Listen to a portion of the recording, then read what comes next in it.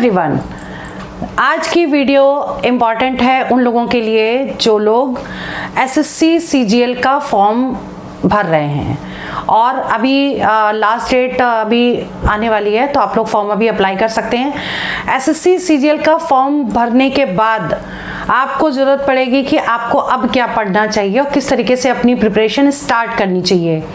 SSC CGL में इस बार सबसे ज़्यादा वैकेंसीज आई हैं और एग्ज़ाम का लेवल भी जैसे अभी एसएससी सीएचएसएल का एग्ज़ाम जो 1 जुलाई से लेके 11 जुलाई तक हुआ है, उसमें ये देखा गया कि पेपर का लेवल हाई था।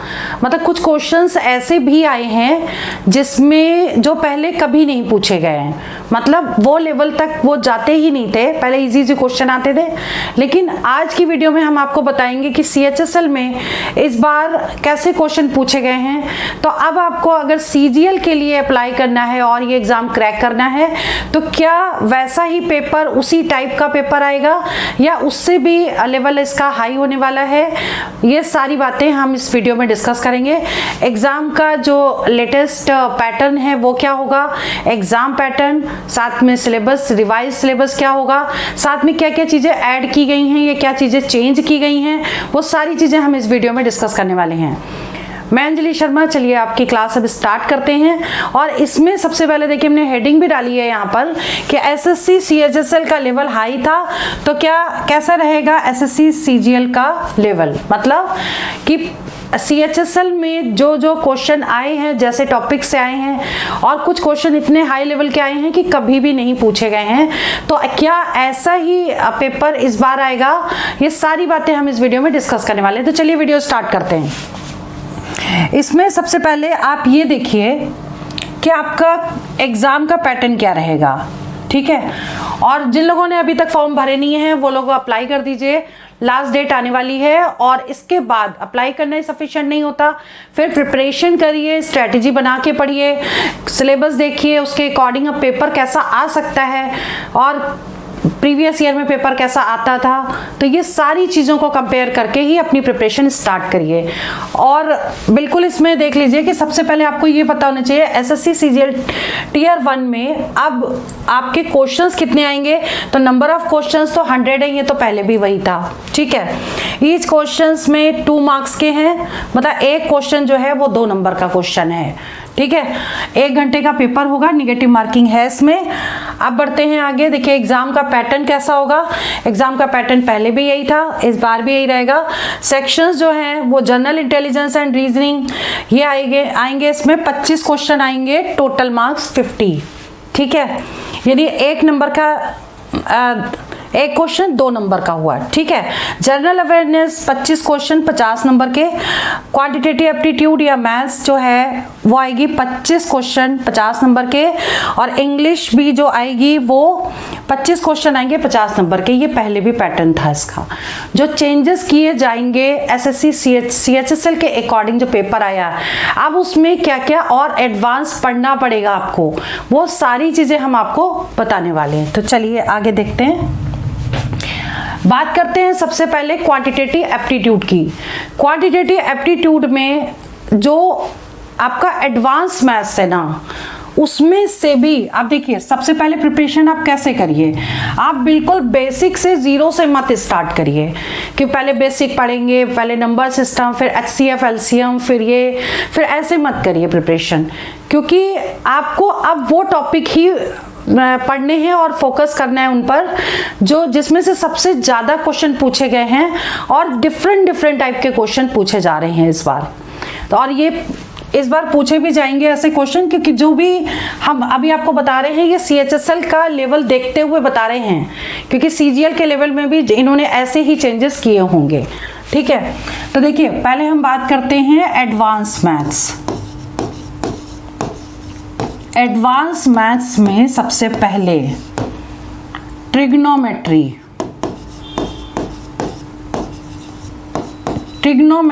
और ट्रिग्नोमेट्री में पूरा ट्रिग्नोमेट्री बेसिक से लेकर पूरा हायर तक पढ़ लीजिए। और हायर में भी क्या, जैसे क्वेश्चन आ गया साइन 570 डिग्री की वैल्यू बताइए, ठीक है। 570 डिग्री की वैल्यू बताइए। साइन ए प्लस बी की वैल्यू बताइए, कॉस ए माइनस बी की वैल्यू बताइए। ठीक है, मतलब ये वाले फॉर्मूले भी जो अभी तक छोड़ देते थे ये करने पड़ेंगे। साइन 90 माइनस थीटा पे बेस्ड क्वेश्चन आते थे, लेकिन अब आपको ये लेवल की भी तैयारी करके जाना पड़ेगा। ठीक है, क्योंकि आपको ये भी पढ़ना पड़ेगा, क्योंकि इस बार जो पेपर आएगा CHSL जैसा आया वैसा ही उसी के लेवल को मेंटेन करते हुए क्वेश्चन आएंगे।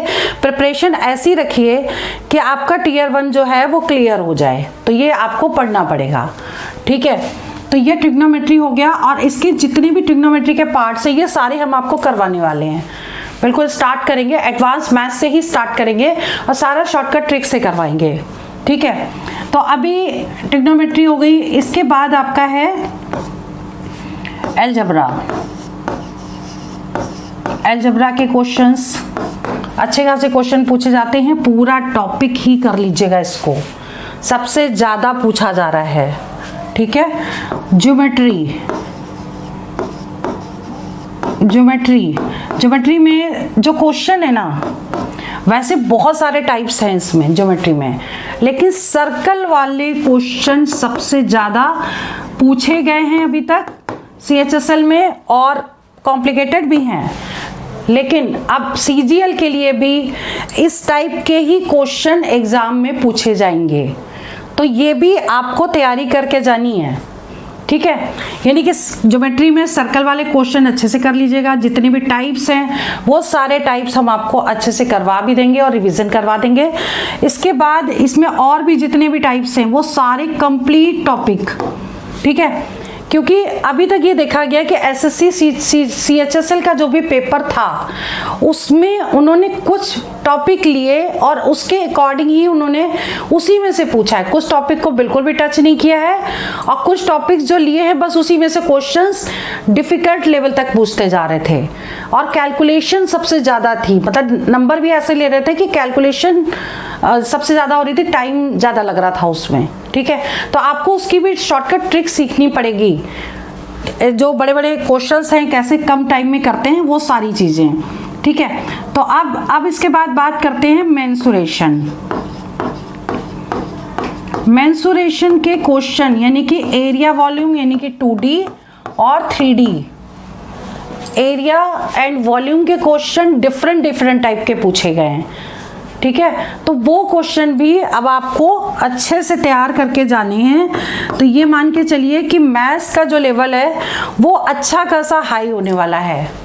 तो आपको प्रिपरेशन एक आइडिया लग जाता है कि अगर CHSL में पेपर इस टाइप का आया है तो CGL में पेपर ऐसा आ सकता है या उससे भी और एडवांस आ सकता है। ठीक है, तो आपको उसके लिए प्रिपरेशन अच्छे से करके जानी चाहिए। तो ये तो हो गए आपके मेन एडवांस वाले पार्ट। अब बात करते हैं जो सबसे ज़्यादा पूछा गया है या पूछे जाएंगे किन टॉपिक से, ये देख लीजिए। ये होगा आपका एवरेज के 1 से 2 क्वेश्चन जरूर पूछे जाते हैं। ठीक है, एवरेज यानी औसत हो गया। इसके बाद ट्रेन वाले क्वेश्चन बहुत आए हैं। टाइम एंड डिस्टेंस में भी एक ट्रेन का क्वेश्चन एग्जाम में जरूर आता है। ठीक है, तो ये वाला टॉपिक आपको जरूर करना है। टाइम एंड वर्क के क्वेश्चन 1 से 2 क्वेश्चन हर बार आते हैं और आएंगे, तो टाइम एंड वर्क को भी बहुत अच्छे से कर लेना है। और इसमें भी वो भी करना है, एक किसी काम को आज करता है, मतलब 15 दिन में करता है, बी किसी काम को 20 दिन में करता है, और दोनों एक दिन छोड़ के काम स्टार्ट करते हैं। अगर ए ने आज किया तो बी ने कल किया, फिर ए ने किया फिर बी ने किया, इस तरीके से ऐसे वाले क्वेश्चन ज़्यादातर पूछे जा रहे हैं और पूछे जाएंगे। ठीक है, तो ये वाला टाइप मतलब टाइम एंड वर्क में एफिशिएंसी वाले क्वेश्चन आ रहे हैं। A is more efficient than B या 20% एफिशिएंट, तो इस टाइप के क्वेश्चन जरूर करिएगा। जब ये टॉपिक करिएगा तो ये क्वेश्चन जरूर करना है। तो टाइम एंड वर्क के 2 क्वेश्चन आते हैं, एक तो सिंपल आता है, एक एफिशिएंसी वाला आएगा या अल्टरनेट वर्क वाला आएगा, तो वो जरूर कर लीजिएगा। ठीक है, इसके बाद जो क्वेश्चन है रेशियो प्रोपोर्शन से क्वेश्चन पूछा जा रहा है। रेशियो प्रोपोर्शन, ठीक है, और प्रीवियस ईयर CGL के पेपर उठाकर भी देखिए तो इन टॉपिक से सबसे ज्यादा क्वेश्चन पूछे जा रहे हैं अभी तक जो एग्जाम हुए हैं। ठीक है। और ये जो वीडियो है उस पर बेस्ड है एक तो प्रीवियस ईयर के पेपर्स पर, और साथ साथ जो अभी CHSL का एग्जाम हुआ है 1 जुलाई से लेके 11 जुलाई तक, उसके बारे में पूरा डिटेल करके हम आपको समझा रहे हैं कि आगे जाकर के पेपर का लेवल ये हो सकता है, तो आप उसको वो वाला टाइप जरूर करिएगा। सारे जितने भी इंपॉर्टेंट क्वेश्चंस है सबका वीडियो बना के मैं अपलोड कर दूंगी, आप लोग रिवीजन करते रहिएगा, ठीक है। तो पॉपुलेशन भी हो गया, रेशियो एंड प्रोपोर्शन हो गया। अच्छा, एक चीज और, परसेंटेज में अब एक चीज और समझने वाली है। इसमें पॉपुलेशन वाला क्वेश्चन, मैंने पॉपुलेशन की वीडियो भी अपलोड कर दी है जिसमें क्वेश्चंस मैंने सॉल्व किए हैं। तो पॉपुलेशन एक तो ऊपर से वोट वाले, election and vote and election, मतलब इलेक्शन के क्वेश्चन आए हैं, पॉपुलेशन के क्वेश्चन, ठीक है, ये भी आएंगे, इस बार भी आएंगे। तो ये क्वेश्चन को अच्छे से कर लीजिएगा, दोनों वीडियो मैंने बना के अपलोड कर दिया है इसमें, ठीक है। और इसके बाद परसेंटेज के बाकी तो क्वेश्चन थोड़े से डिफरेंट ऐसे होते हैं कि ए किसी काम को, सॉरी, इसमें परसेंटेज के क्वेश्चन होते हैं कि A salary is 25% more than B, तो बी की सैलरी उससे कितनी कम है, तो इस टाइप के क्वेश्चन भी परसेंटेज का पार्ट है, तो उसको कर लीजिएगा, ठीक है। अच्छा, इसके बाद जो है प्रॉफिट एंड लॉस, देखिए प्रॉफिट एंड लॉस बहुत ही इंपॉर्टेंट टॉपिक है।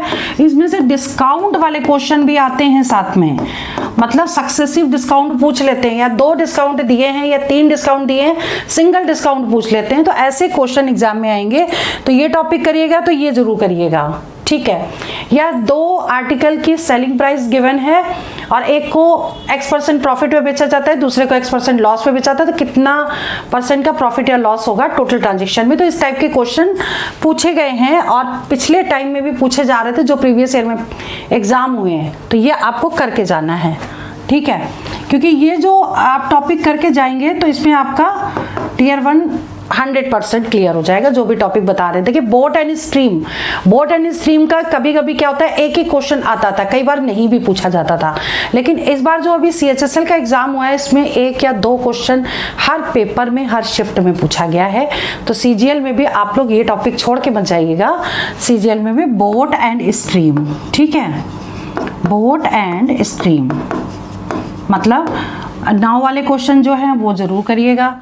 इसके बाद कुछ क्वेश्चन जैसे मिक्सचर एलिगेशन, ठीक है, तो मिक्सचर के क्वेश्चन कर लीजिएगा, मिक्सचर एंड एलिगेशन के क्वेश्चन हो गए। अब इसके अलावा डेटा इंटरप्रिटेशन के क्वेश्चन आए हैं, DI, ठीक। तो ये वाले टॉपिक तो आपको करके जाने पड़ेंगे और करके जाने चाहिए, अच्छे से प्रैक्टिस करेगा। और सबसे बड़ी बात, सिंप्लीफिकेशन, देखिए सिंप्लीफिकेशन बहुत ही इंपॉर्टेंट टॉपिक है। इसमें सीपीओ में तो 8 से 10 क्वेश्चन पूछे गए, जो अभी एग्जाम हुआ है सीपीओ का, एसएससी का सीपीओ, इसमें 8 से 10 क्वेश्चन सिंप्लीफिकेशन के पूछे गए हैं।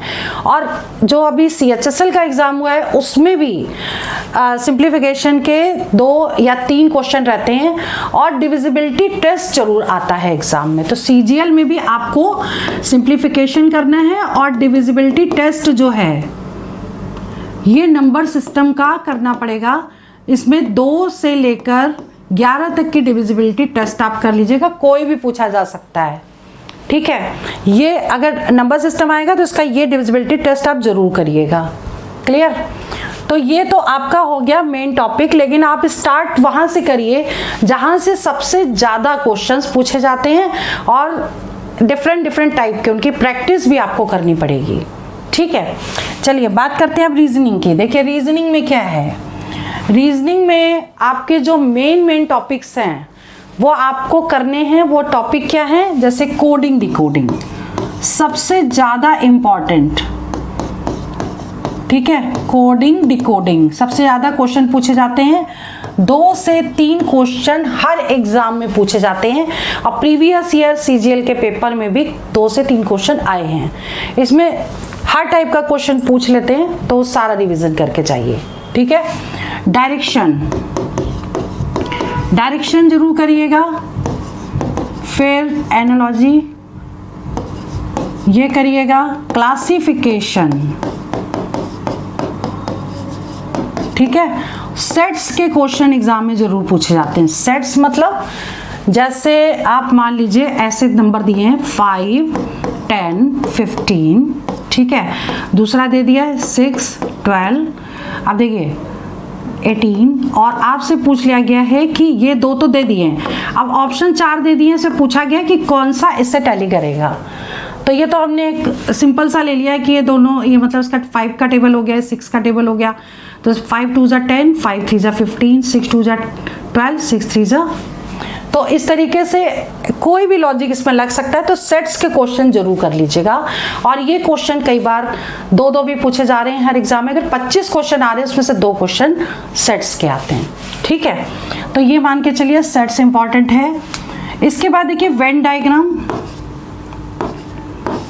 वेन डायग्राम के क्वेश्चन आते हैं। और ये जो हम बता रहे हैं इसे वर्बल रीजनिंग बता रहे हैं, ठीक है। वर्बल रीजनिंग और नॉन वर्बल रीजनिंग, ठीक है। वर्बल रीजनिंग में ये टॉपिक हो गया। इसके साथ में आपका सीरीज हो गया। सीरीज के सबसे ज्यादा क्वेश्चन पूछे जाते हैं। सीरीज में भी 3 तरह के क्वेश्चन आते हैं। एक आता है नंबर सीरीज, ठीक है। दूसरा आता है अल्फाबेट सीरीज, और तीसरा आता है लेटर रिपीटिंग सीरीज। रिपीट करने वाले हर बार पूछे जा रहे हैं। तो ये टॉपिक आपको करने हैं, ठीक है। सिटिंग अरेंजमेंट का क्वेश्चन नहीं पूछा गया इस बार, लेकिन आप तैयार कर लीजिएगा, सिंपल वाला आएगा। ब्लड रिलेशन, ब्लड रिलेशन के 2 क्वेश्चन जरूर आते हैं, ठीक है। ब्लड रिलेशन के 2 क्वेश्चन पूछे जाते हैं। ये तो हो गई वर्बल रीजनिंग। अब नॉन वर्बल में क्या? नॉन वर्बल में जैसे मिरर इमेज हो गई, मिरर इमेज, वाटर इमेज। अच्छा, इधर की तरफ ना डाइस पूछा गया है। 2 क्वेश्चन डाइस के अभी तक आए हैं और इस बार भी आएंगे। प्रीवियस ईयर में भी आते थे और ये पूछे जाएंगे डाइस और कैलेंडर, ठीक है। इसके साथ साथ क्लॉक भी कर लीजिएगा, बट ये 2 ज़्यादा इंपॉर्टेंट है। मिरर इमेज, वाटर इमेज के बाद इसमें भी सीरीज आती है, फिगर सीरीज और ट्रायंगल्स काउंट करना, काउंटिंग फिगर्स, ठीक है। कितने ट्रायंगल्स हैं, कितने स्क्वायर्स हैं, इसके ट्रिक्स के वीडियोस हमने अपलोड भी किए हैं और भी बताएंगे कि कैसे करना है, शॉर्टकट ट्रिक्स से बताएंगे, ठीक है। तो ये वाले हो गए। इसके बाद इसमें भी आता है आपका एम्बेडेड फिगर। एम्बेडेड फिगर मतलब जो फिगर उसी में इनबिल्ट हो। जैसे कि मान लीजिए ये एक फिगर बना है ऐसा, ठीक है। अब यहाँ पर क्या आएगा, यहाँ पर क्या आना चाहिए, वो 4 ऑप्शन दिए होंगे, उसमें से आपको बताना है। तो इस तरह के क्वेश्चन आएंगे। क्लासिफिकेशन इसमें भी आएगा। 4 फिगर दिए होंगे, उसे पता करना है। लिख देती हूँ सही से, क्लासिफिकेशन, ठीक है। तो ये वाले जितने भी हैं वो करने हैं आपको। और इसमें जो भी है, अब बात करते हैं जीके की। जीके में आपको क्या क्या पढ़ना चाहिए? देखिए, जीके की स्टैटिक जीके तो फिक्स है कि आपको इतना पढ़ के कम से कम जाना ही चाहिए। वो आइडिया लग जाता है प्रीवियस ईयर के पेपर पे कि सबसे ज़्यादा क्वेश्चन कहाँ से पूछे जा रहे हैं। तो कॉन्स्टिट्यूशन से क्वेश्चन आता है, इसका एक चार्ट बना लीजिए कि आपको वो टॉपिक कंप्लीट करके ही जाना है, ठीक है। तो इसमें देखिए स्टैटिक जीके में क्या क्या आता है, पॉलिटी, हिस्ट्री, ज्योग्राफी। सबसे पहले तो हम बात कर लेते हैं एसएसटी,